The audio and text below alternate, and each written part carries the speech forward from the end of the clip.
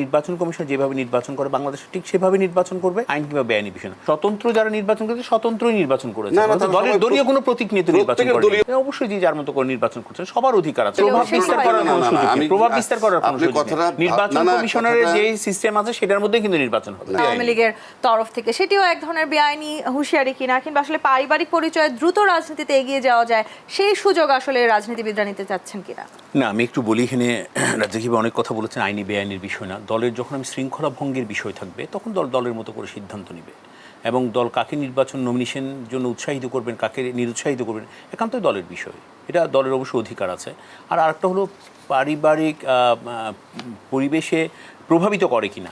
প্রভাবিত করার কোনো কিছুই নেই। যারা প্রভাবিত করতে চায় তারা কিন্তু সরে দাঁড়িয়েছেন, কিংবা তারা নির্বাচনের জন্য যোগ্য বলে আমি মনে করি না। এখানে প্রভাবিত করার কিছু না। বাংলাদেশের সংবিধানের কাঠামো অনুযায়ী নির্বাচন কমিশন যেভাবে নির্বাচন করে বাংলাদেশ ঠিক সেভাবে নির্বাচন করবে, এবং বাংলাদেশের প্রত্যেকটা নাগরিকের যে অধিকার আছে সেই অধিকার নিয়ে কিন্তু একজন প্রার্থী। চৌধুরী, এটিও তো সঠিক যে দল স্থানীয় নির্বাচনে একসময় প্রতীক তুলে দিয়েছে, আবার নিয়ন্ত্রণও আরোপ করার চেষ্টা করছে, সেটি কি আসলে দুই দিক দিয়ে সামঞ্জস্য কিনা? নিয়ন্ত্রণ ঠিক না। আমি আবার বলছি, দল শৃঙ্খলা রক্ষার্থে কিন্তু অনেক ধরনের সিদ্ধান্ত নিতে হয়। তো আমরা হয়তো আমাদের দলের যারা নেতৃস্থানীয় আছেন তারা মনে করেছেন দলের ডিসিপ্লিনের জন্য এই জায়গাগুলো দরকার আছে, সেই জন্য হয়তো বলেছেন। এখানে আইন কিংবা বেআইনি বিষয় না। আরেকটা যে কথাটা বলেছেন হলো, আমরা বিশেষ করে আমাদের জাতীয় সংসদ নির্বাচন যেটা দল প্রভাবিত করার চেষ্টা করেছে, এটা কিন্তু ঠিক না।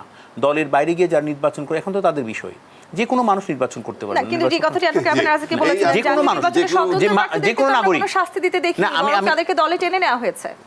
কোনটা? জাতীয় সংসদ নির্বাচন? স্বতন্ত্র নির্বাচন করেছেন যারা, তো স্বতন্ত্র যারা নির্বাচন করেছে স্বতন্ত্রই নির্বাচন করেছে।